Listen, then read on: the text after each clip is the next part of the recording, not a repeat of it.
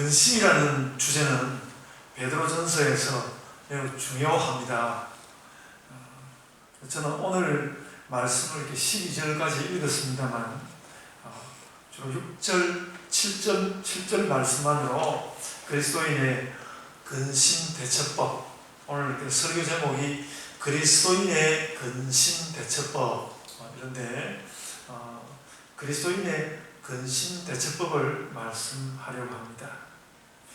요즘 온 세계는 사실 근심에 쌓여 있습니다.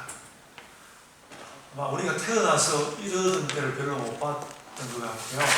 이전에 일본 사람들이 들어와 있던 합방 시대라든지 또 이제 6.25 전쟁이 있던 때라든지 그런 때는 이보다 더 컸겠지만 그 이후로 생각한다면 적어도 저만 하더라도 이렇게 근심하던 때는 없었던 것 같습니다. 온 세계는 그렇게 근심에 쌓여 있습니다. 전염병으로 매일 20만 명이 넘는 사람들이 넘는 환자가 나오고 있습니다.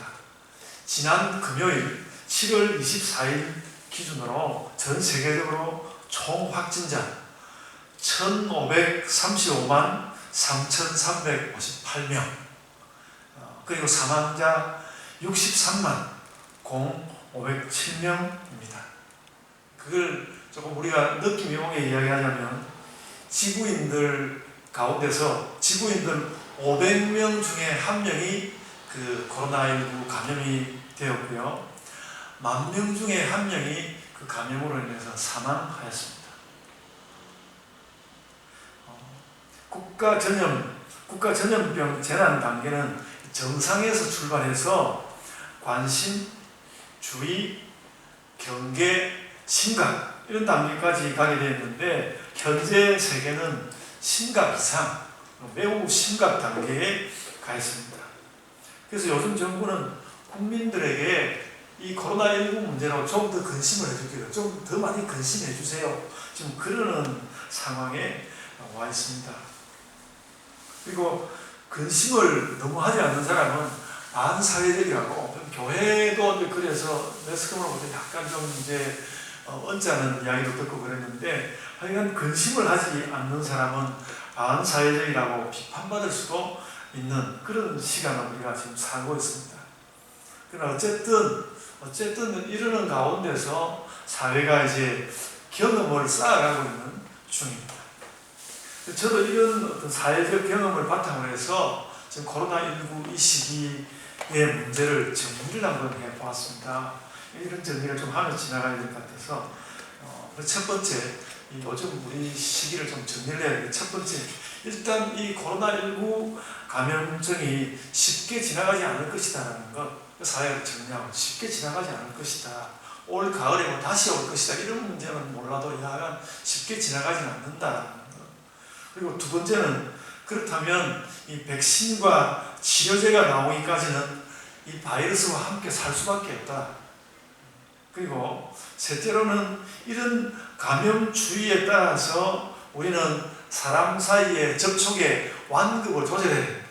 많이 만났다가 적게 만났다가 완급을 조절해야 된다. 그래서 네 번째로는 감염이 좀 줄어든다 싶으면 좀 더 활동을 해보고, 감염이 늘어난다 싶으면 활동을 줄여보고, 그런 것을 계속 해가야 한다는 것이죠. 지금 이제 정부에서 그런 판단을 하고 있는 것 같습니다. 그리고 다섯 번째로 감염에 대한 대비를 해야 해요.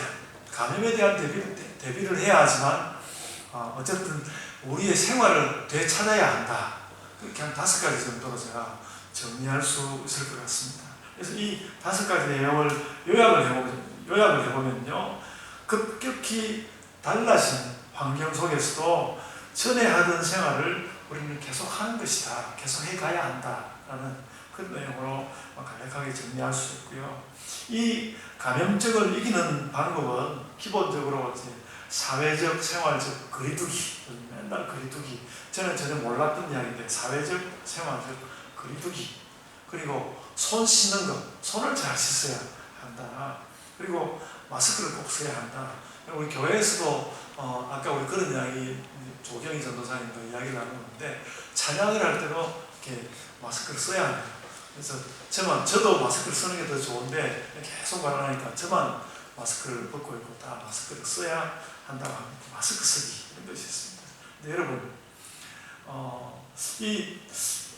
이런 문제에 대해서 주의해야 할 것들에 대해서 많은 이야기를 하고 많은 매체들이 이 시기를 넘어가기 위해서 여러 가지 이야기를 하고 있는데 앞서 이야기한 거리두기, 손 씻기, 그리고 또 마스크 쓰기 이것보다도 더 기본적으로 잘 지켜야 하는 것으로 권고하는 것이 하나 있습니다. 그게 뭘까요? 뭔가 하면요, 잠을 잘 자는 것입니다. 제가 여러 군데 살펴봤는데요, 다 아까 이제 사회적으로 이야기하고 있는 맨 첫 번째 하는 이야기가 잠을 잘 자라는 거예요. 잠을 잘 자라. 그게 면역력 강화를 위해서 잠자는 것이 가장 중요하다고 합니다. 그래서 여러분, 늦게까지 TV를 보는 것은 이 시대에 특별히 스스로를 해치는 일입니다. 그래서 상황은 많이 달라졌는데 우리의 생활하는 방법은 오히려 더 견고하게 기본으로 돌아오는 것 같습니다. 잠을 잘 자라. 그런 이야기 한단 말이죠. 그래서 요즘 한다 하는 이름 있는 분들이 나와서 다시는 이제 이전의 세계로 돌아가지 못할 것이다. 완전히 변할 것이다. 그렇게 말하지만은 저는 그 말보다 이것이 더 중요하다고 생각합니다.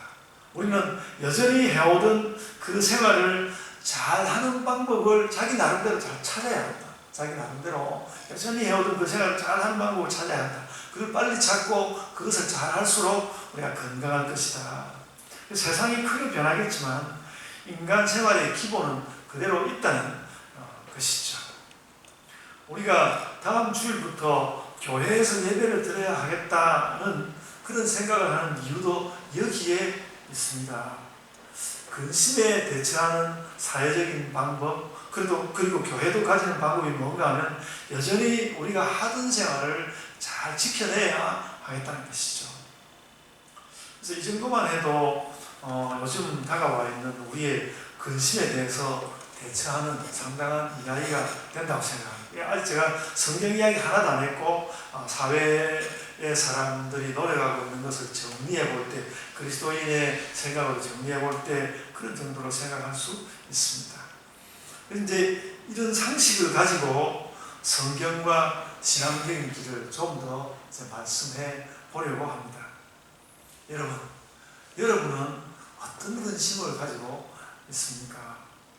아직 성경을 들추지 않았어도 그리스도의 정신으로 할 수 있는 말들은 있습니다. 뭔가 근심이 있다면 기본을 잘 지키는 방법을 찾아라. 그 이야기 이미 나누었죠. 뭔가 근심이 있다면 나에게 뭔가 근심이 있다면 나에게 흐트러진 기본이 없는지, 흐트러진 기본이 무엇이라 그걸 잘 찾아보아라. 그래서 교회는 제가 이거 가장 먼저 할 수 있는 이야기인데요. 교회는 기본적으로 시대와 풀어하지 않으면서, 요즘은 너무 교회가 정부가 좀 풀어하는 그런 것이 있었는데 풀어하지 않아야 합니다. 그래서 교회는 시대와 풀어하지 않으면서 예배하고 기도하고 또 배우고 선교하고 봉사하는 법을 찾아야 합니다. 교회가 원래 해오던 거거든요. 다시 되찾아야 합니다. 예배하고 기도하고 배우고 선교하고 봉사하는 방법을 되찾아야 합니다. 자주 하던 이야기지만 제 근심 이야기 하나 하겠습니다. 교회가 갈매동에 이렇게 이사를 오면서 원래 이제 건물 옆에다가 가건물을 좀 붙였는데 저는 이것이 늘 근심거리였습니다. 처음에는 이제 주방 쪽에서 비가 자꾸 새니까 비만 오면 심란했습니다. 근심이었습니다. 그리고 좀 지나니까 우리 가건물 때문에 위층에 물이 찬다고 위층에 있는 사람이 막 원망을 했습니다. 그래서 겨우 이제 그것을 처리를 하고 나니까 그 다음에는 또 아래층에서 우리 가건물 때문에 비가 샌다고 손해배상도 청구할 그런 기세였습니다. 그래서 원인을 다 찾아서 처리를 하고 나니까 이제는 좀 안심이지만 저는 비만 오면 마음이 교회로 향합니다. 그래서 이번 주에도 비가 자꾸 오니까 집에 있으면서 이렇게 비 오는 거 보면 교회 생각이 나는, 비 오는 거 보면 교회 생각이 나는, 기도하는 것보다 비만 보면 교회가 생각이 나는, 근심이죠, 근심을 기억했습니다. 그런데 그렇지만 여전히 우리는 그런 것들 하나하나 넘어서 우리의 기본을 찾아서 그런 교회 생활을 하고 있는 것이죠. 그래서 여러분, 앞뒤를 다 자르고요. 성경 말씀 가운데서 앞뒤를 다 자르고 오면 저는 오늘 이 근심이라는 주제를 다루면서 가장 먼저 마음에 떠오르는 말씀이 어느 말씀이었는가 하면 요한복음 14장 1절의 말씀이었습니다. 앞도 자르고 뒤도 자르고 저는 요한복음 14장 1절의 말씀이 너무 기억이 나고 생각이 나는 거예요. 이게 좋더라고요. 요한복음 14장 1절에 뭐라고 말씀했는가 하면 너희는 마음에 근심하지 말라. 너희는 마음에 근심하지 말라. 하나님을 믿으니 또 나를 믿어라. 예수님이 그렇게 말씀하셨습니다. 얼마나, 그러니까 근심이라는 주제를 가지고 말씀을 보니까 그 요한복음 14장 1절 말씀이 더 좋더라고요. 그러니까 하나님을 믿고 근심을 내려놓아라. 그게 사실 오늘 말씀의 답이거든요. 근데 그 말씀을 요한복음 14장 1절에 말씀하고 있는 것이죠. 하나님을 믿고 근심을 내려놔. 이게 오늘 답입니다, 사실은. 그래서 이 말씀의 의미를 좀 더 잘 새겨보려고 하는 것입니다.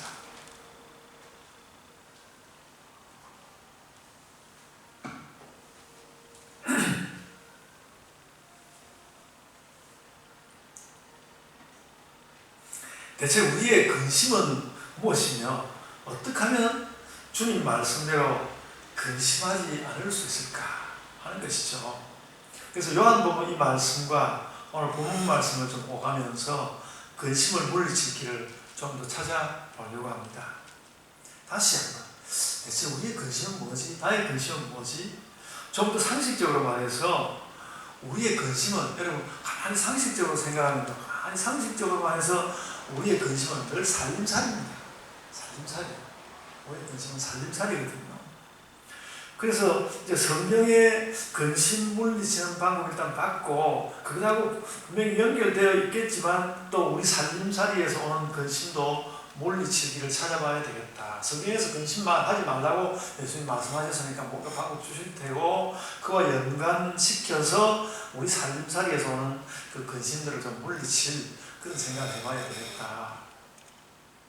저는 우선 오늘 본문이 우리 그 근심의 원인을 말씀하는 것 같아서 그 이야기부터 좀 하려고 합니다. 근심의 원인. 오늘 본문 첫 구절인 그 베드로전서 1장 6절은 이렇게 말씀합니다. 그러므로 너희가 이제 여러 가지 시험으로 말미암아 잠깐 근심하게 되지 않을 수 없으나, 그렇게 말했거든요. 그래서 일단 성경 기자는 신자들이 근심할 수밖에 없다는 걸 인정했습니다. 잠깐 근심할 수밖에 없으나 그러면서 근심하게 되는 것을 인정했습니다. 근심할 수밖에 없어. 잠깐이긴 하지만 근심한다 그랬고요. 그리고 그 근심에는 원인이 있다. 근심에는 원인이 있다. 오늘 본문 말씀이 그 6절 말씀이 뭐라고 말했는가 하면 여러 가지 시험으로 말미암아. 그래서 여러 가지 시험이 원인이 되어서, 시험이 근심의 원인이라는 것이죠. 시험이 근심의 원인이다. 시험이나 근심이랑 비슷해 보이는데 시험과 근심은 거의 비슷한 말처럼 보이지만 완전히 같지는 않습니다. 그리고 이 근심 때문에 시험이 생기는 것보다는 기본적으로 시험 때문에 근심이 생긴다. 시험 때문에 근심이 생긴다. 그러므로 이제 우리는 시험에 대해서 좀 생각해 봐야, 시험이라는 게 또 뭐지? 근심을 알려고 하면 시험에 대해서 생각해 봐야 되는데요. 시험은 나에게 결핍이 있을 때 생깁니다. 뭔가 없는 것이 있을 때 시험이 일어나는 것이죠. 풍족하면, 그래서 옛날 우리나라만 해도 이렇게 의식이 부족하지 않으면 사람이 염치를 안다고 그런 이야기를 했거든요. 이게 근심하고 깊이 관련된 것입니다. 결핍이 있을 때 시험이 생기는 것입니다. 예수님조차 40일 금식 후에 사탄에게 시험을 받았는데 예수님도 배고픔이 있었기 때문에 결핍이죠. 예수님도 결핍이 있었습니다. 그리고 공연히 심술이 나서 남을 괴롭히고 싶은 것도 이것도 시험입니다. 근데 그것은 뭔가 하면 마음의 여유나 사랑이 결핍되는 것이죠. 거기에도 결핍이 있습니다. 여러분, 학교에서 보는 시험도요, 학교에서 보는 시험도 뭔가 그 학습의 능력을 보여달라는 것인데, 많은 사람이 그런 능력에 결핍되어 있는 것이죠. 시험에 빠집니다. 그리고 또 믿음이 결핍되어서 시험에 빠질 수도 있습니다. 그러니까 어떤 감정의 힘이 부족하든지, 혹은 또 내 능력이 부족하든지, 나의 또 지성의 능력이 부족하든지, 혹은 또 진심이 부족하든지, 믿음이 부족하든지, 뭐 있어야 할 물건이 없다든지 등등 이렇게 해서 뭔가 내가 할 수 있는 것 이상의 무엇이 요청될 때 우리는 시험에 빠지게 됩니다. 그렇게 시험에 빠질 때에는 결핍이 있는 거니까 그 부족한 것이 더 있어야 되는데 없으니까, 자꾸 부족한 것이 있어야 되는데 없으니까 자꾸 이제 그 채우지를 못하게 되면 자꾸 채우지 못하고 마음만 쓰게 되는 것이죠. 마음을 그렇게 쓰게 되는 거예요. 근데 그것이 근심이라는 것이죠. 그것이 근심이라는 것이죠. 근데 여러분, 사실은 그 지난주 말씀에, 지난주 그 1장 3절에 그리스도인에게 뭐가 있다고 했는가 하면요, 그리스도인에게 산 소망이 있다고 했습니다. 그리스도인에게는 산 소망이 있는데요, 이 근심이라는 말과 산 소망이라는 말은 거의 반대말에 가깝습니다. 이 산 소망이 있으면 근심이 없는 거죠. 근심이라는 말과 산 소망이라는 말은 거의 반대말입니다. 그래서 만약에 우리 마음의 안정 상태를, 마음이 안정되어 있는 상태를 수치로 조사하게 된다면 이 근심 지수와 산 소망 지수를 반대해 놓고 조사해야 할 것입니다. 그래서 근심 지수가 높으면 산 소망 지수가 낮고, 근심 지수가 낮으면 산 소망 지수가 높을 것입니다. 그래서 성경은 시험이 많기 때문에, 근심도 많다고 했습니다. 시험이 많기 때문에 근심도 많다. 그 말을 하면서 그것을 이제 산소망하고 견주어 볼 수 있다는 것이죠.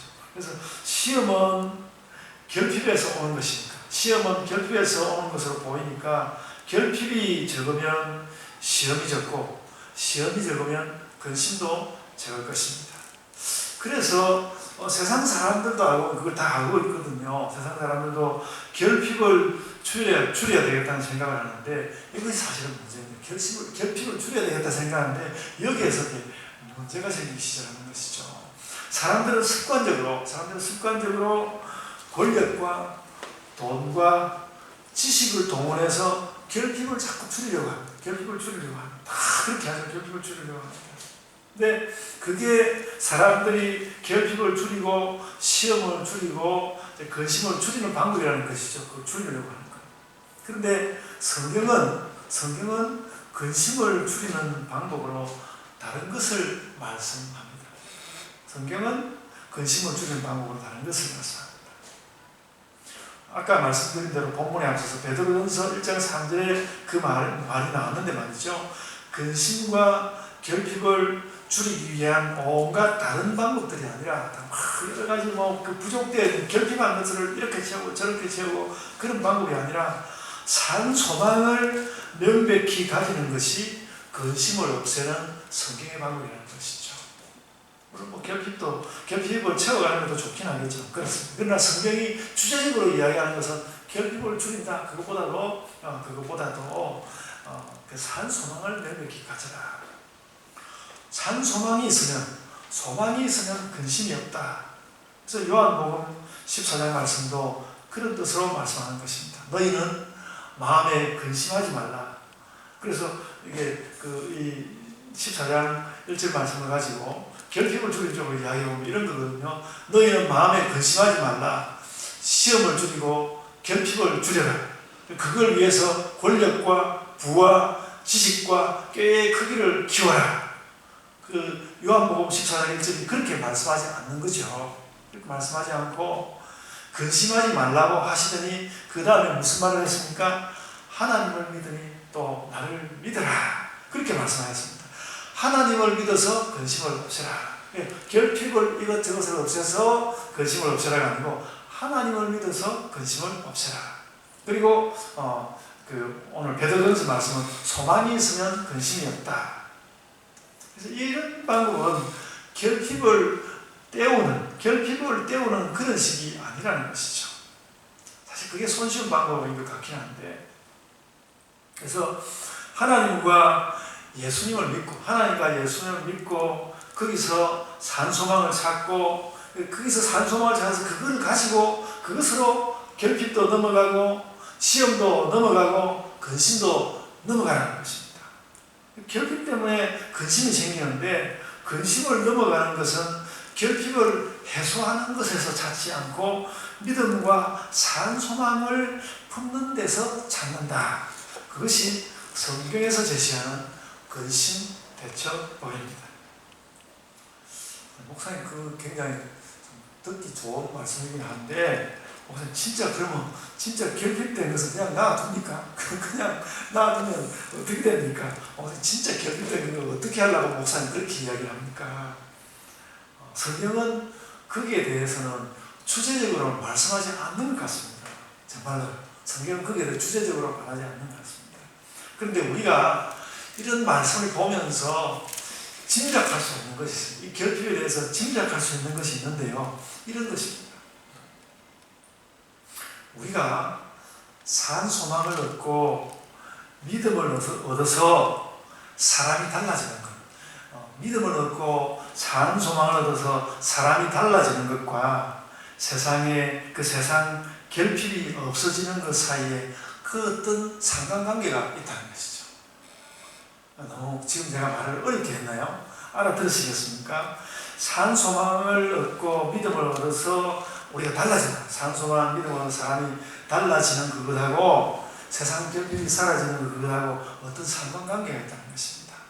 그러니까 산 소망과 믿음이 우리에게 들어오면 그 어떤 방법으로 인해서 결핍이 저절로 해소되어 가는 그런 뭐가 있다는 것이죠. 그런데 성경은 거기에 대해서 이렇게 해서 그렇게 되는 것이라고 말씀을 안 한다는 것이죠. 그래서 그것은 어떻게 해야 되는가 하면 우리가 경험하고 간증하고 기억해야 됩니다. 제가 이렇게 믿음과 소망에 힘을 썼더니 저에게 이렇게 결핍이 사라졌습니다. 이렇게 여러분들이 간증을 해야 되는 것이죠. 성경에서 거기에까지 답을 얻기보다는 거기에 대해서 우리가 경험하고 간증해야 되는 문제라는 것이죠. 그래서 산 소망을 마음에 품으면서 근심을 넘어가기를 소원하면 그 출처는 잘 모르지만 결핍을 이기는 힘이 어디선가 나온다는 것입니다. 그래서 믿음과 소망을 단단하게 하면 결핍이 사라진다. 이것이 시험과 근심에 대처하는 성경적 방법, 공립입니다. 아멘 하시죠.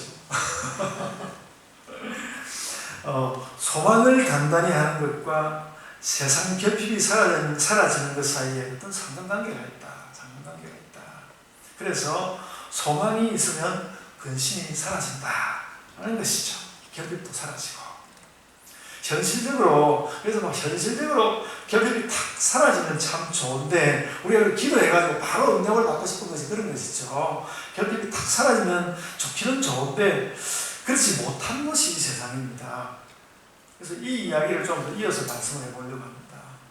그럼 왜 그렇게 세상 결핍은 쉽게 채워지지 않는 것일까? 세상 결핍이 잘 없어지지 않는 것일까? 왜 채워지지 않는 것일까? 그 세상 결핍이 잘 채워지지 않는 이유는 너무 분명합니다. 왜 그러냐면요, 이 세상 자체가 충족의 세계가 아니라 이 세상 자체가 결핍의 세계이기 때문입니다. 그러니까 우리가 결핍의 세계를 살면서 늘 충족하기를 원하는 그 자체가 무엇인가 좀 어려운 문제라는 것이죠. 세상 자체가 결핍의 세계다. 제가 이렇게 이야기 안 해도 여러분 얼마나 결핍을 많이 겪어봤습니까? 저도 오늘 이 설교를 준비하면서 제가 어릴 때부터 지금 올 때 너무너무 결핍이 많았더라고요. 그래서 제가 오늘 다 접어두고 제 그 결핍의 자서전 그걸 한번 그 설교 시간에 한번 이야기를 해볼까.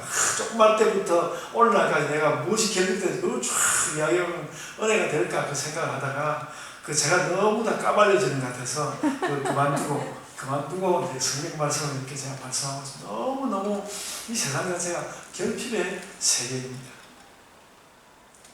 그래서 세상 뉴스의 절반 이상이 아마 세계에 결핍된 것이 무엇인지를 알리는 소식될 것입니다. 오늘 여러분 집에 가시거든요. 뉴스를 가만히 잘 보십시오. 여기는 이것이 결핍되고 저기는 이것이 결핍되고 모든 결핍의 이야기들로 가득 차 있을 것입니다. 여러분, 미국과 일본이 코로나19 바이러스가 우리나라보다도 훨씬 더 많이 퍼지는 그런 위험을 무릅쓰고 경제활동을 하기 위해서 자꾸 애를 쓰지 않습니까? 그래서 미국도 일본도 무슨 외식 지원금이나 무슨 여행 지원금이나 해서 돈을 쓰게 하려고 하는데 도가 지나치는 것 같다고 이야기를 하거든요. 그렇게 하는데 그런데도 왜 그들은 그렇게 하는 것입니까? 일본은 왜 그렇게 하고 미국은 왜 그렇게 하는 것입니까? 미국처럼 일본처럼 우리나라보다도 그들은 돈이 더 많은 나라인데도 한 반년 동안 활동을 못하고 가니까 그들의 어떤 시스템에 결핍이 느껴지는 것이죠. 그 결핍을 대통령이 지어야 되겠고 수상이 지어야 되겠다. 그걸 안 하고 있으면 나라가 어떻게 될지 모르겠다 생각해서 결핍 때문에 그런 위험한 일을 무릅쓰는 것이거든요. 그리고 그 결핍에 시험이 들고 근심을 하기 시작하면 그 시험과 근심이 또 더 결핍을 또 키울 거라고요. 그래서 사회 시스템 자체가 일종의 정신질환 상태에 와 있는 것입니다. 그래서 지금 그 트럼프 대통령이나 아베 수상 같은 사람이 지금 그 온전한 정신이 저는 아니라고 생각합니다. 나라를 통치하지 못할 정도는 아니겠지만 그들도 뭔가 굉장히 그 정신적으로 결핍 상태에 왔습니다.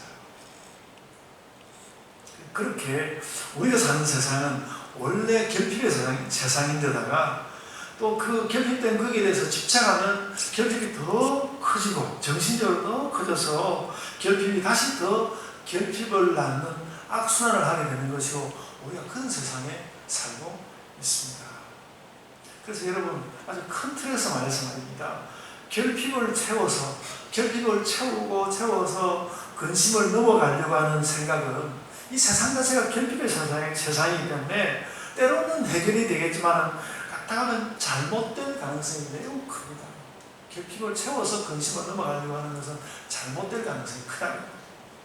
그래서 완전히 그걸 못을 박을 수는 없지만 그런 것 같습니다. 우리가 결핍을 이렇게 벗어나기 위해서 결핍을 채우기 위해서 노력을 하지 않을 수 없지만은 거기다가 완전히 목을 매는 것은 매우 위험할 수 있습니다. 그래서 반면에 성경은 우리에게 근심을 넘어가는 방법으로 산소망을 공부하려고 하는 것이죠. 여러분 그래서 이번 주간도 여러분 모두가 산소망을 주께 주시는 산소망을 많이 공급받으시기를 바랍니다. 아멘. 이제 요한복음 이야기를 또 조금 더 하겠습니다. 이 근심하지 말라고 한 말씀을 다시 한번 말씀해야 되는데 너희는 마음에 근심하지 말라. 하나님을 믿으니 또 나를 믿으라. 그렇게 말씀하고 났어요. 그 다음에 말씀이 우리를 더 좋은 깨달음으로 이끌어줍니다. 그 다음에 예수님이 뭐라고 말했는가 하면요. 내 아버지 집에 거할 곳이 많도다. 그렇게 이야기를 했어요. 저는 이 말씀이 이렇게 기가 막히게 좋은 걸 이번에 또 새삼스럽게 알았습니다. 너희는 마음에 근심하지 말라. 하나님을 믿으니 또 나를 믿으라. 이렇게 말씀하고 난 다음에 내 아버지 집에 거할 곳이 많도다. 그랬는데요. 이것은 단지 그 천국의 집과 공간만 많다고 이야기하는 그런 말씀이 아닌 것 같습니다. 근심이라는 주제를 가지고 말씀을 가만히 살펴보니까 그렇습니다.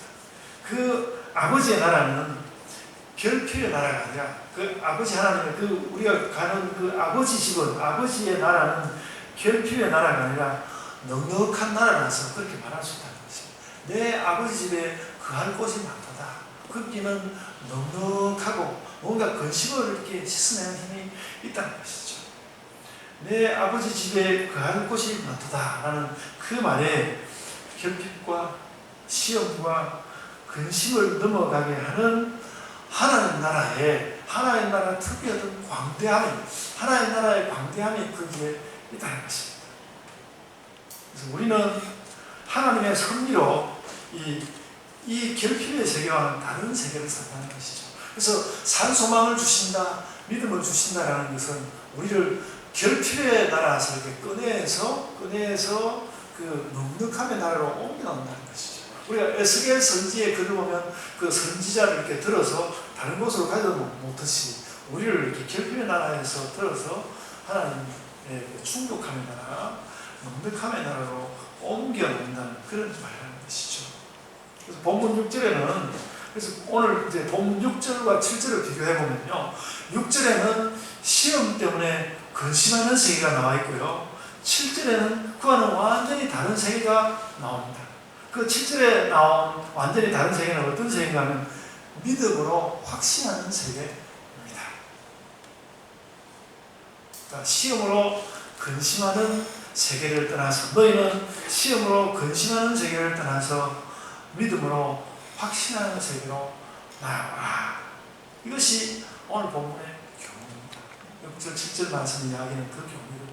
우리가 계속 이야기했지만 베드로전서 자체는 그 고난받는 그 당시에 막 압박받고 핍박받고 고난받는 성도들의 어려움을 위해서 그 위로의 말씀을 주는 것인데, 그 위로의 말씀, 베드로의 위로의 말씀이 뭔가 하면, 너희가 이제 그 시험으로 근심하는 세계를 떠나서 믿음으로 확신하는 세계로 들어가라. 그런 것이죠. 그러면 세상은 아무것도 안 되는데 그런 것이 아니라, 아까 말씀대로 믿음으로 확신하는 세계에 들어오면요, 그 우리의 그 뭔가 결핍된 그런 것들도 해결하는 길도 하나님께 또 열어주신다는 것이죠. 그러니까 그 세계로 들어와라. 믿음의 특징은 확신하는 데 있습니다. 믿음의 특징은 확신하는 데 있습니다. 그래서 히브리서 11장 1절에 믿음은 바라는 것들의 실상이요 보지 못하는 것들의 증거가 되었습니다. 우리가 이 땅 가지고 많이 보는 것 같아도 보는 그 많은 것들에 대해서, 모든 내 눈에 보이는 것들에 대해서 다 의심스러움이 굉장히 많은데, 오히려 보이지 않지만 우리는 믿음 가운데서 확신을 얻을 수 있는 것이죠. 믿음은 바라는 것들의 실상이요 보지 못하는 것들의 증거다. 반대로 시험이 오면 마음이 쫓기고 이기심이 일어나고 많은 것을 불신하게 됩니다. 그러면 근심이 일어나고 그 근심에는 늘 확신이 없고 불안합니다. 그래서 여러분, 이거는 굉장히 중요한 이야기인데, 다 이게 세상을 바라보는 눈이죠. 우리는 어떤 눈을 가지고 있습니까? 세상을 바라보는 눈입니다. 시험과 근심에 아주 열중해서, 시험과 근심에 열중해서 결핍을 꼭 채워야 되겠다. 이것도 그 나름 그 사람의 세계관이고요. 믿음으로 확신을 얻는 것도 세계를 보는 눈이거든요. 그게 정말 선택의 문제입니다. 어떤 눈으로 세상을 볼 것인지 선택의 문제입니다. 어떤 걸 중심할 것인지.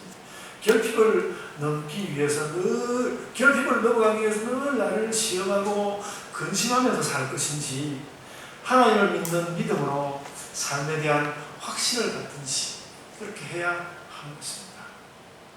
여러분, 그래서 여기서 꼭 짚어두고 싶은 것이 하나 있습니다. 믿음의 확신과 관련해서, 믿음의 확신과 관련해서, 그래서 믿음의 확신과 관련해서 저도 이제 여기 뭔가 좋은 예를 하나 말씀하고 싶은데, 좋은 사례를 하나 말씀하고 싶은데, 그것보다는 말입니다. 이 믿음과 확신을 이야기하는 이 자리에서 어떤 좋은 사례를 이야기하는 그것보다는, 어떤 좋은 선례를 찾기보다는 우리에게 하나의 결심이 나와야 되는데, 내가 돼야 되겠다. 믿음으로 확신하는 내가 돼야 되겠다. 이런 것이 믿음이라는 거예요. 그게 믿음이에요. 자꾸 이제 저는 설교를 하니까 예를 이야기하고 또 예만을 이야기하고 그렇게 하고 싶은 마음이 저 얘기를 하는데, 그걸 생각하다가 아니다. 그런 좋은 선례를 찾기보다도 내가 돼야 되겠다. 그런 결심을 우리가 하자는 것이죠. 내가 믿음의 좋은 얘가 돼야 되겠다. 여러분, 우리가 지난 금요일 이사야 10장 17절에 그런 말씀이 나왔거든요. 하나님은 불꽃이 되시고 이스라엘도 덩달아서 빛이 되어서, 하나님이 불꽃이 되시고 이스라엘도 덩달아 빛이 되어서 시험과 근심의 세계를 넘어갈 수 있다. 이사야가 그걸 보여주었거든요. 그래서 하나님 불꽃이 되시고 우리도 덩달아서 우리 예본교회도 덩달아서 우리 그리스도인도 덩달아 빛이 되어서 시험과 근심의 세계를 넘어갈 수 있다. 오늘 우리는 그것을 깨달아야 합니다. 그래서 여러분 가슴 안에 하나님의 그 하나님의 불꽃이 막 타오르고 하나님의 불꽃이 막 타오르고 그리고 우리 자신이 하나님의 빛이 되어야 합니다. 그 빛은 어디서 볼까 이렇게 두리번거리는 것이 아니라 내 스스로가 하나님의 불꽃을 안고 내가 빛이 되어서 남들에게 비추어져야 한다는 것입니다. 그래서 우리 안에 믿음과 확신과 소망이 활활 타올라야 합니다. 이것이 근심을 이기는 그리스도인의 삶입니다. 여러분, 잠깐 근심이 우리를 공격해오는 것은 피할 수 없다고 오늘 본문이 말씀하였습니다. 그러나 잠깐 그리는 것이지 우리는 그렇게 근심에 쌓여있는 것은 아니라고요. 내 안에 믿음과 사랑 소망의 불꽃처럼 근심을 이기고 넘어가는 것이 그리스도인의 삶입니다. 아멘. 제가 이제 기도하겠습니다. 아버지 하나님, 저희에게 은혜 주심을 감사드립니다. 온 세계가 바이러스로 인하여서 근심하고 있는데 주님, 우리가 이렇게 나눈 이 말씀이 산소망으로 근심을 이기는 이 말씀을 나눈 것으로 인하여 코로나 바이러스도 물러가고 또 이것을 이길 수 있는 사람들의 모든 견고한 그리스도인들의 믿음이 나타나서 이 시대를 온 지구촌 이 세계가 이기고 넘어갈 수 있게 하여 주옵소서. 이렇게 이기고 넘어갈 때에 무엇인가 그리스도인들이 앞장서서 이 일을 할 수 있게 하여 주옵소서. 주께서 은혜 주옵소서. 우리의 나아가는 모든 흐름을 통하여 교회가 근심을 이겨내고 지체들이 근심을 이겨내고 세상 사람들의 모든 근심까지도 우리가 맡아줄 수 있게 하여 주옵소서. 주께서 저희에게 들어오시면 저희가 그것 할 수 있겠습니다. 저희 가운데 오시옵소서. 예수님 이름으로 기도드리옵나이다. 아멘. 이제 우리 드린 헌금